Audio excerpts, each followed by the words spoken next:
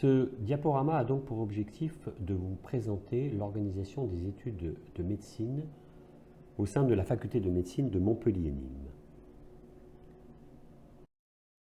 Vous êtes donc actuellement inscrit en parcours de formation PASS ou LAS et amené à choisir prochainement la filière dans laquelle vous souhaitez poursuivre vos études. Si vous êtes en PASS, vous pouvez candidater aux filières médecine, maïeutique, odontologie, pharmacie, kinésithérapie et ergothérapie. Et si vous êtes en formation LAS actuellement, vous pourrez candidater aux filières médecine, maïeutique, odontologie et pharmacie. Nous vous proposons donc au cours de cette présentation de vous préciser l'organisation des études médicales sur notre faculté, leur déroulé et les différentes perspectives professionnelles que vous pourrez avoir si vous intégrez cette filière, ce que bien sûr nous vous souhaitons si c'est votre volonté.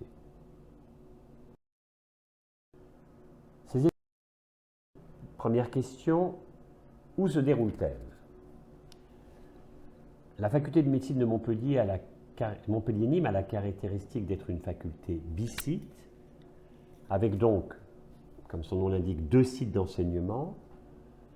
2 tiers de la promotion suit les études médicales sur le site de Montpellier, avec 2 possibilités de sites d'enseignement, soit au niveau du bâtiment historique qui est situé au centre-ville de Montpellier à côté de la cathédrale, soit sur le campus Arnaud de Villeneuve, dans le bâtiment qui a été récemment construit. 1 tiers de la promotion suit ses études sur le site de la faculté de médecine de Nîmes. Là aussi, il y a actuellement en cours un projet architectural qui permettra aux étudiants de ce site, comme à ceux suivant leurs études sur le site de Montpellier, de les suivre dans les meilleures conditions d'organisation et d'accueil. Deuxième question, comment se déroulent les études de médecine? Vous êtes actuellement donc en parcours de formation PASS ou LAS et vous souhaitez intégrer les études de médecine. Vous allez donc, et nous vous le souhaitons, encore une fois, à l'issue de cette année, débuter votre formation au diplôme de formation générale en sciences médicales, qui dure 2 ans et qui correspond ces 2 années au DFG-SM2 et DFG-SM3. À l'issue de ce premier cycle, si vous validez bien sûr l'ensemble des conditions, vous intégrerez le 2e cycle des études médicales qui dure 3 ans et qui correspond à l'obtention du diplôme de formation approfondie en sciences médicales, ces 3 années étant donc le DFA-SM1, DFA-SM2, DFA-SM3. À l'issue de ces 3 années de 2e cycle, vous intégrerez le diplôme d'études spécialisées que vous aurez choisi en fonction d'un classement national sur lequel je reviendrai. Diplôme d'études spécialisées qui, selon la spécialité que vous aurez choisie, durera entre 4 et 6 ans. Ce diplôme d'études spécialisées se passera également dans la ville où, selon votre classement et selon la spécialité que vous choisirez, ville que vous pourrez intégrer pour cette formation de 3e cycle. Revenons sur le diplôme de formation générale en sciences médicales, le DFG-SM. Son objectif est de vous permettre d'apprendre les bases de la physiologie qui sont essentielles pour comprendre les situations de pathologie que vous allez devoir appréhender tout au long de votre formation aux études médicales et également tout au long de votre carrière de médecin. Physiologie qui est bien sûr associée à des connaissances, nous y reviendrons, d'anatomie, d'histologie, d'imagerie, qui sont bien évidemment nécessaires à la compréhension de ces données physiologiques. Autre point important, c'est l'apprentissage de la sémiologie, c'est-à-dire la science des signes, qu'ils soient cliniques ou paracliniques, et qu'il est bien sûr nécessaire de connaître avant de pouvoir se prononcer sous tel ou tel diagnostic. Il faut bien évidemment savoir interpréter les signes que présentent les patients. Autre point important, j'y reviendrai, au cours de ce DFGSM, vous pourrez avoir une initiation à la recherche plus ou moins poussée, mais c'est un point tout à fait important que vous devez connaître. Vous aurez la possibilité, dès ce deuxième partie de premier cycle des études médicales, d'avoir une initiation à la recherche. Donc ces 2 années, DFGSM1, DFGSM2, seront évaluées chacune par des examens, en général en fin de premier semestre et fin de second semestre. Comme je le disais précédemment, certains d'entre vous pourront, s'ils le souhaitent, et en remplissant un certain nombre de conditions, accéder à un double cursus médecine-sciences précoce. L'objectif de ce double cursus, qui concernera encore une fois certains d'entre vous, est de vous former précocement à la recherche sous la forme d'un Master 1, un Master 2, voire de débuter au cours de vos études médicales une thèse de sciences. Encore une fois, ce parcours est possible, il est réservé à celles et ceux d'entre vous particulièrement intéressés par la recherche et qui éventuellement souhaitent poursuivre vers une carrière hospitalo-universitaire. On peut tout à fait suivre également une carrière universitaire en faisant ce cursus de recherche plus tardivement, mais cette possibilité vous est offerte, il faut le savoir, et cela vous sera précisé. Autre point important, c'est le tutorat. Vous avez pu bénéficier, même si c'est dans des conditions un peu particulières cette année, de l'aide de tuteurs visant à vous faciliter la formation aux différentes disciplines qui vous sont enseignées. Vous pourrez, au cours du DFGSM2, vous-même devenir tuteur et enrichir ainsi votre parcours personnel, puisqu'un élément important de la réforme des études médicales qui se met en place et à laquelle vous participez à travers cette formation PASS et LAS que vous étraînez cette année, si on peut dire, ce parcours personnalisé de chaque étudiant sera pris en compte à un degré qui n'est pas encore très précis, sans doute limité mais quand même présent, pour le classement des étudiants dans leur choix de spécialité et de lieu de réalisation de ces spécialités au cours du 3e cycle. Au cours de cette première année du DFGSM, donc dans le cours du DFGSM2, vous seront donc enseignés surtout les bases physiologiques nécessaires à la compréhension de la pathologie, avant de savoir et d'appréhender au mieux une dysfonction de tel ou tel organe. Il est bien sûr essentiel de savoir comment fonctionne naturellement, dans des conditions normales, cet organe. Vous aurez donc des enseignements d'anatomie, de biopathologie, d'imagerie, de génétique, d'immunologie, de connaissance des tissus sanguins. Vous aurez une initiation aux bases moléculaires et cellulaires des pathologies. Ce sont des éléments de connaissance qui sont tout à fait importants. Mais à côté de ça, vous aurez également un stage infirmier de 4 semaines qui vous permettra, puisque vous allez passer un certain temps au cours de votre formation en stage hospitalier, de mieux connaître le travail d'équipe et des personnes qui forment ces équipes, et en particulier des aides-soignants, des auxiliaires de puériculture si vous êtes en pédiatrie, des infirmiers, des puéricultrices, et également l'ensemble des différents corps infirmiers qui participent au travail quotidien dans les différents services de médecine, de chirurgie, de gynécologie obstétrique, de pédiatrie, des urgences, de réanimation, etc., etc. C'est un stage tout à fait essentiel et absolument nécessaire de valider pour la poursuite de vos études médicales.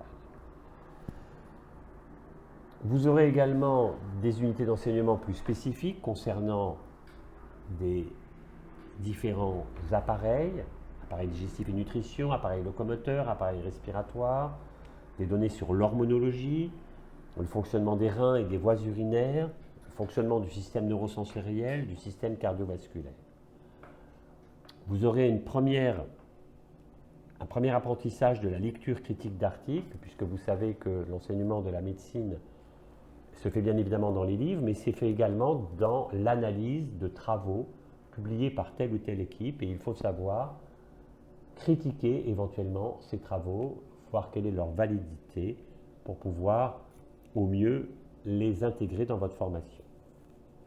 À côté de ces unités d'enseignement obligatoires, vous aurez des unités d'enseignement libres vous permettant d'appréhender telle ou telle discipline qui n'est pas obligatoirement partagée en termes de volonté de formation par tous.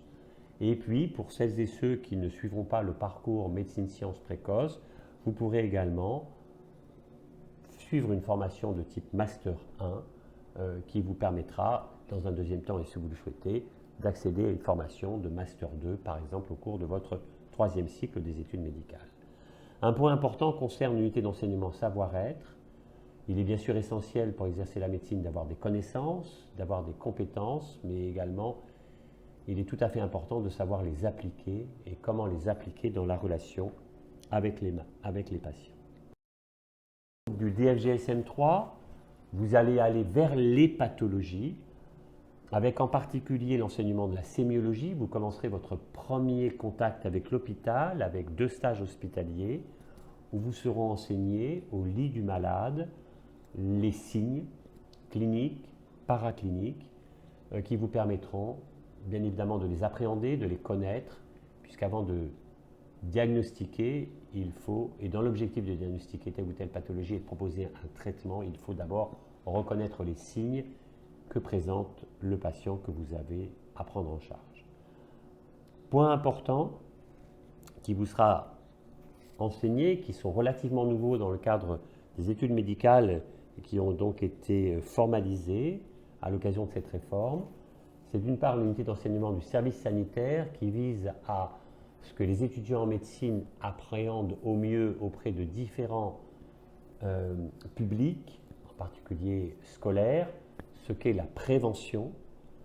Autre point, c'est un apprentissage de l'éthique qui est la base, bien évidemment, de l'exercice de la médecine, mais également le contact que vous aurez au quotidien, il faut le savoir, avec des patients porteurs de handicap de différentes sortes, bien évidemment, ou de patients qui sont dans la précarité, malheureusement, situation que l'on rencontre souvent, pour ne pas dire de plus en plus souvent.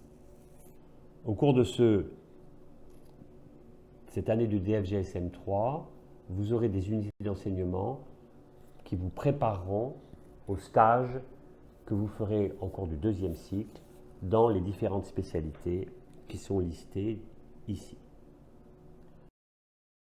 À l'issue du DFGSM, vous allez donc intégrer, si vous avez validé l'ensemble des examens et des stages, vous intégrerez le diplôme de formation approfondie en sciences médicales, le deuxième cycle des études médicales ou DFASM.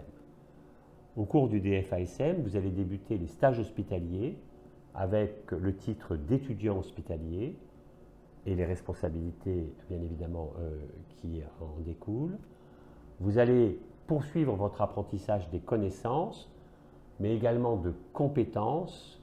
Les connaissances sont bien sûr essentielles, mais l'objectif, et c'est un des points essentiels de cette réforme, c'est de mieux valoriser votre apprentissage des compétences.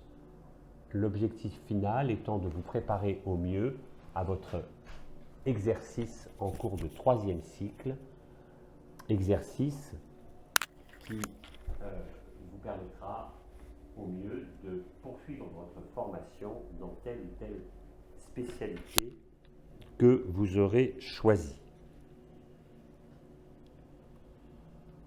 Vous avez donc 3 années successives, DFASM1, DFASM2, DFASM3.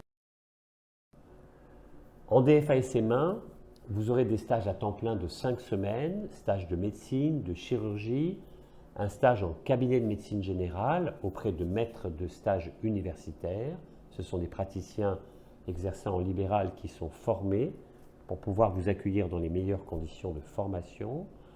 Vous aurez un statut rémunéré d'étudiant hospitalier. Certains d'entre vous, même tous, prendront des gardes, puisqu'au cours de votre deuxième cycle, vous devez valider au moins 25 gardes. Le plus souvent, ce sont dans des services d'urgence, mais il peut y avoir d'autres services qui accueillent des étudiants en garde. Par exemple, c'est le cas de la gynécologie obstétrique. Un point important à signaler d'emblée, c'est que certains d'entre vous peuvent avoir des inquiétudes sur le financement de vos études. Vous pouvez, au cours de vos études, en particulier au cours du deuxième cycle, vous engager dans le cadre d'un contrat d'engagement de service public. Ce contrat d'engagement de service public vous permet d'avoir une rémunération significative au cours de vos études médicales. La contrepartie, c'est que vous vous engagez à l'issue de l'obtention de votre diplôme d'état, d'études spécialisées, à l'issue de votre troisième cycle, vous vous engagez à travailler dans un territoire dit défavorisé en termes de nombre d'installations et de densité de médecins installés. Ce contrat d'engagement de service public peut concerner différentes spécialités, mais actuellement et très majoritairement, il concerne la médecine générale, mais il peut y avoir quelques exceptions selon la région où vous souhaitez exercer votre activité de médecin. Donc, au cours de ces stages que vous exercerez à temps plein pendant des périodes de 5 semaines, vous allez appréhender un certain nombre de situations qui vous permettront de mieux vous former à telle ou telle compétence. Bien évidemment, ces compétences seront basées sur des connaissances qui vous seront enseignées en alternance avec ces périodes de stage. Donc, ces périodes de cours, là aussi à temps plein, vont concerner un certain nombre de spécialités qui sont listées ici. Elles sont médicales ou chirurgicales. Au cours de la deuxième année du deuxième cycle des études médicales, le DFASM2, vous allez poursuivre votre formation en stage. Ce sont des stages dans des disciplines plus transversales, pédiatrie, gynécologie obstétrique, psychiatrie, urgence, réanimation, médecine interne, en alternance avec des périodes de cours correspondant aux disciplines dans lesquelles vous allez réaliser vos stages au cours de cette cinquième année. Il y aura également un enseignement de disciplines plus transversales, la pharmacologie, l'addictologie, la santé publique, la santé au travail, la rééducation des maladies chroniques, les maladies rares, la génétique, la médecine légale, connaissances qui sont bien évidemment tout à fait importantes dans l'exercice de la médecine. Le programme de ces enseignements, de ces connaissances a été révisé récemment. Il a permis de proposer un nouveau référentiel des connaissances, référentiel qui a été établi par chacun des collèges des différentes disciplines. Ce référentiel de connaissances se répartit en connaissances de rang A et connaissances de rang B.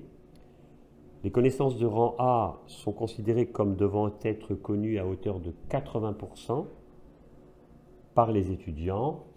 Les connaissances de rang B sont plus spécifiques sont bien sûr spécifiques à chaque discipline, et selon l'intérêt qu'un étudiant peut porter pour telle ou telle discipline, il s'attachera à mieux connaître les connaissances de rang B de ces disciplines pour lesquelles il a une préférence ou une orientation dans son parcours de formation ultérieure, mais j'y reviendrai. Au cours du DFASM1 et du DFASM2, vous aurez également des possibilités de formation, des stages de formation par la simulation, que ce soit pour des actes de médecine ou de chirurgie. En effet, il y a un dogme, comme vous le savez, qui est, pour ce qui concerne les gestes, jamais la première fois sur un patient. Et donc les outils de simulation qui existent actuellement vont vous permettre d'appréhender un geste de suture, la pose par exemple d'une sonde gastrique, la réalisation d'un examen d'autoscopique en ORL, etc., sur des mannequins dans les meilleures conditions de façon à ce que le jour où vous réaliserez ce geste sur un patient, vous soyez pleinement confiant vous-même et également le patient. Vous poursuivrez votre formation dans ce qui concerne l'unité d'enseignement savoir-être, puisque avec le contact que vous aurez avec les patients lors des stages, il sera important là aussi de pouvoir conforter votre formation à cette notion de savoir-être. Et bien évidemment, pendant les stages, vous allez appréhender un certain nombre de situations qui sont là aussi, qui font l'objet là aussi d'un référentiel. Ce sont les situations cliniques de départ, SDD, ce sont des sigles que vous apprendrez à connaître. L'objectif, à travers la définition de ces situations de départ, c'est que les étudiants puissent, d'une part, avoir un référentiel des connaissances, d'autre part, avoir un référentiel de compétences qu'ils vont pouvoir, tout au long de leur formation, de mieux en mieux appréhender et vérifier par un portfolio qu'ils puissent, au cours de leur formation, appréhender les principales situations de départ sur lesquelles ils pourront être interrogés pour leur passage en troisième cycle, mais j'y reviendrai. L'évaluation des étudiants en cours du DFASM1 et du DFASM2 se fait donc par des examens facultaires pour chaque discipline, par une évaluation des compétences en cours de stage et par des conférences qui viseront à les préparer au mieux à l'examen dématérialisé national. Je vais le préciser. Donc, le calendrier synthétique du DFASM1 et DFASM2 est le suivant. En termes d'examen, il y a pour le DFASM1 un examen des connaissances en fin de chaque semestre. En DFASM2, également un examen des connaissances en fin de chaque semestre. Et en début de DFASM3, au mois de septembre du DFASM3, l'ensemble des étudiants concernés vont passer l'examen dématérialisé national. C'est un examen qui va se passer, cet examen dématérialisé national, à partir du référentiel des connaissances de rang A et de rang B dont j'ai parlé tout à l'heure. Pour être admis à cet examen, les étudiants devront avoir répondu de façon positive à au moins 80% des connaissances de rang A. Pour les connaissances de rang B, il n'y aura pas de seuil demandé, mais il sera très vraisemblablement pris en compte le fait que si un étudiant a des chiffres, des taux de réponse positive aux connaissances de rang B très élevés, ce sera un point positif pour son classement dans le cadre du choix qu'il fera pour le choix de la spécialité et du lieu de formation au cours du troisième cycle. Autre point sur lequel se fera cet examen dématérialisé national, c'est l'utilisation du référentiel des situations cliniques de départ, ou SDD, qui ont été définis par les différentes disciplines avec un objectif tout à fait précis et qui est celui non pas simplement d'évaluer les connaissances des étudiants, mais également ses compétences, c'est-à-dire la capacité qu'un étudiant a à contextualiser ses connaissances et à appliquer un raisonnement pour un diagnostic et une prise en charge à partir de ces connaissances. La sixième année se déroule surtout sous forme de stages, 2 stages de 4 mois à temps plein. L'étudiant qui s'orientera plus vers de la chirurgie prendra certainement plutôt des stages de chirurgie. Un étudiant qui se destinera plus à la gynécologie obstétrique s'orientera également, éventuellement vers de la chirurgie et de la gynécologie obstétrique, etc. Au cours de ce DFASM3, les étudiants vont choisir ces stages plus en fonction de leur orientation dans l'objectif de leur formation au cours du troisième cycle. Au mois de juin de ce DFASM3, les étudiants passeront un examen de type ECOS au niveau national.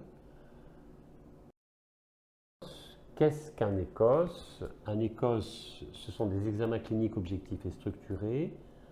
Il s'agit de mettre les étudiants en situation devant un malade, pas un vrai patient, mais ce qu'on appelle des patients standardisés. Ce sont en fait des acteurs formés qui vont jouer le rôle de patient avec un scénario tout à fait bien précis. Et au cours de ces examens cliniques objectifs et structurés, on peut évaluer le raisonnement clinique, bien évidemment basé sur les connaissances que l'étudiant aura intégrées, mais la façon dont il utilise ces connaissances devant une situation clinique donnée. Les étudiants seront en fin de deuxième cycle des études médicales, donc à l'aube du troisième cycle où ils seront internes et donc en contact direct avec un certain nombre de responsabilités auprès des patients. Donc il est important de pouvoir vérifier leur capacité de raisonnement clinique, de savoir-être, de savoir-faire à ce moment-là de leur formation. Quelle évaluation pour le passage en troisième cycle? Quelle modalité d'évaluation? Cette évaluation, elle aura pour objectif de classer les étudiants, puisque à l'issue du deuxième cycle, les étudiants choisiront, en fonction de ce classement, quelle spécialité ils souhaitent faire et dans quelle ville ils souhaitent le faire. Comme vous le savez, certainement, actuellement, les étudiants passent un examen qui s'appelle l'examen classant national.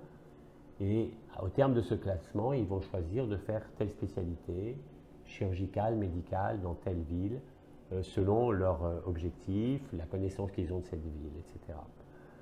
Donc, dans le cadre de la réforme, le mode de classement sera différent, puisqu'il va intégrer non seulement la note de l'examen dématérialisé national, EDN. Je vous rappelle que les étudiants devront obtenir au minimum 80% des items de rang A. Pour les items de rang B, le classement qu'ils auront sera bien sûr intégré, mais il n'y a pas de seuil de rang B auquel il faudrait répondre positivement. Si les étudiants ne sont pas en mesure de répondre à 80% de ces items de rang A, ils pourront bien sûr passer un examen de rattrapage. S'ils ont cet examen de rattrapage ou bien s'ils ont été reçus initialement à l'EDN avec plus de 80% des items de rang A, encore une fois, j'insiste là-dessus, ils pourront passer l'ECOS nationale avec là aussi une notation. Et enfin, un élément nouveau dans la réforme, c'est la prise en compte du parcours de l'étudiant à un degré qui sera sans doute minime, mais qui est a priori prévu, et parcours qui prendra en compte l'investissement que l'étudiant aura fait dans une démarche de tutorat, par exemple, dans la capacité qu'il aura et la volonté qu'il aura eu de faire un stage à l'étranger, stage qui sera bien sûr évalué de façon pertinente, l'investissement que certains étudiants auront eu, par exemple, dans une formation à la recherche. D'autres points seront bien sûr possiblement pris en compte dans le parcours de l'étudiant. Au terme de ce classement, vous choisirez de faire une spécialité médicale dans telle ou telle spécialité médicale dans telle ou telle ville. Quel que soit l'endroit où vous ferez cette spécialité médicale, le parcours de formation est le même. Le troisième cycle des études médicales débute par une phase socle qui dure 1 an pour l'ensemble des spécialités. Phase socle pendant laquelle vous allez bien évidemment être en stage, en contact direct des patients avec un certain nombre de responsabilités, prise de garde avec un statut d'interne, une rémunération d'interne. Vous aurez été bien évidemment formé lors de votre arrivée dans le service où vous allez travailler. Vous aurez une période de formation initiale. Il ne s'agit pas de laisser les étudiants devenus internes seuls. Il y aura une couverture organisationnelle avec des seniors dans les stages dans lesquels vous travaillerez. Mais encore une fois, l'objectif de ces premier et deuxième cycles, c'est de vous mettre dans les meilleures conditions de compétences pour appréhender en mieux ce premier jour du troisième cycle des études médicales. Au cours de cette phase socle, parallèlement à votre formation en stage, vous aurez des formations sur la plateforme CIDES-NG, où des cours de cette phase socle ont été mis en place par l'ensemble des différentes disciplines, avec des évaluations, auto-évaluations que vous devrez réaliser. À la fin de cette phase socle, vous rencontrerez les coordonnateurs de votre discipline, de façon à valider votre passage en phase d'approfondissement.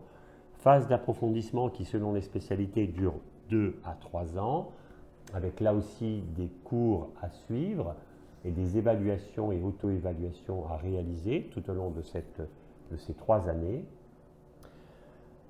vous devrez, dès l'entrée assez précocement, au cours de cette entrée en phase d'approfondissement, réfléchir à un sujet de thèse, l'objectif étant que vous puissiez préparer un sujet dans les meilleures conditions, puisque vous allez passer votre thèse de doctorat en médecine à la fin de cette phase d'approfondissement, donc après 3 ans ou 4 ans, selon la spécialité que vous aurez choisie.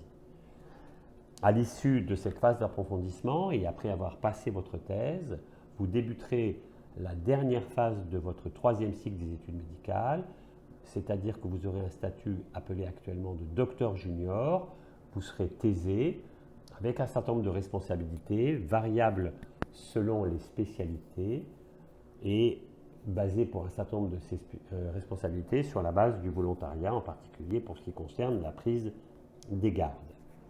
À l'issue de cette période de formation complémentaire, vous passerez votre mémoire de diplôme d'études spécialisées qui vous permettra d'avoir le titre de spécialiste en telle ou telle discipline que nous allons voir maintenant. Quelles spécialités en cours de 3e cycle possibles? Elles sont très nombreuses, je ne vais pas insister sur chacune d'entre elles. Vous avez ici listé les diplômes d'études spécialisées de la discipline chirurgicale que vous pouvez voir ici. Sur cette diapositive sont donc listées les différentes disciplines qui permettent l'obtention d'un diplôme d'études spécialisées de la discipline médicale que vous avez là aussi listé ici. La possibilité de vous orienter vers un diplôme d'études spécialisées de la discipline biologique. C'est un diplôme de biologie médicale. Pour un certain nombre de ces spécialités, vous avez la possibilité au sein de ces spécialités de vous spécialiser à un degré un peu supérieur à travers des options et options qui sont réservées à certaines disciplines, à une discipline. Et vous pouvez également compléter votre formation en intégrant des formations spécialisées transverses. Ce sont ces FST qui peuvent être ouvertes à différentes disciplines. Un exemple, la FST cardiopathie congénitale, visant à former au mieux ces spécialistes dans la prise en charge de ces patients, est ouverte aux DES de pédiatrie, aux internes de pédiatrie et aux DES de cardiologie, donc les internes de cardiologie.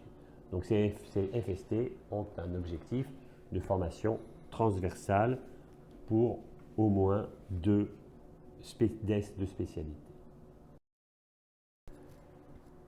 À l'issue de cet internat, vous aurez donc passé PAS, LAS, les 2 années complémentaires du 1er cycle, 3 ans, les 3 années du 2e cycle, 6 ans, les 4 à 6 années du 3e cycle, donc on est à 10 ou 12 ans de formation, se pose la question de votre avenir en termes d'exercice. Vous pourrez bien sûr vous installer, j'y reviendrai. Vous pourrez poursuivre votre formation et votre activité hospitalière dans le cadre d'un post-internat avec différentes possibilités, soit assistant hospitalo-universitaire, soit assistant hospitalier, soit assistant partagé. C'est le cas actuellement d'un certain nombre d'étudiants qui, devenus internes, complètent leur formation d'assistant partagé, travaillant par exemple dans un CHU et dans un centre hospitalier, ce qui permet d'appréhender 2 modes d'exercice différents de la médecine. Et un certain nombre, enfin, d'entre les internes deviennent chefs de clinique, assistants des hôpitaux, c'est-à-dire qu'à côté de leur activité hospitalière, ils ont une activité pédagogique et de recherche plus spécifique. C'est également le cas des assistants hospitalo-universitaires. À l'issue, bien évidemment, de votre formation, qu'elle se soit arrêté après l'obtention de votre diplôme d'études spécialisées ou que vous ayez complété votre formation par une période de post-internat en milieu hospitalier, se pose bien évidemment la question du mode d'exercice. Ils sont très nombreux. Je les ai résumés sur cette diapositive. Vous pouvez avoir un exercice libéral, exclusivement libéral, à titre individuel. Vous pouvez vous installer comme cardiologue, comme endocrinologue, comme pédiatre, comme médecin généraliste. Vous pouvez travailler avec d'autres collègues de la même spécialité dans un système de groupe.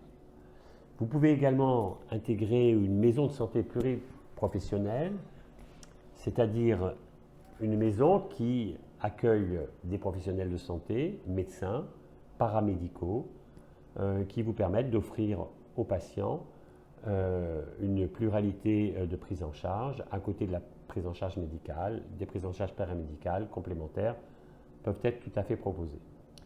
Il est important de noter que ces maisons de santé pluriprofessionnelles peuvent être amenées à jouer un rôle également significatif dans la formation des étudiants si ces maisons de santé sont formées à la maîtrise de stage des étudiants. Vous pourrez être amené au cours de votre formation, si je reviens un tout petit peu en arrière, à faire des stages dans ces maisons de santé pluriprofessionnelles. À côté de ce mode d'exercice libéral, vous pourrez avoir un mode d'exercice hospitalier dans l'hôpital public, que ce soit en centre hospitalier, en CHU, comme praticien hospitalier ou bien comme hospitalier universitaire, j'y reviendrai tout à l'heure. Vous pouvez travailler dans des établissements publics dits PSPH, c'est-à-dire participants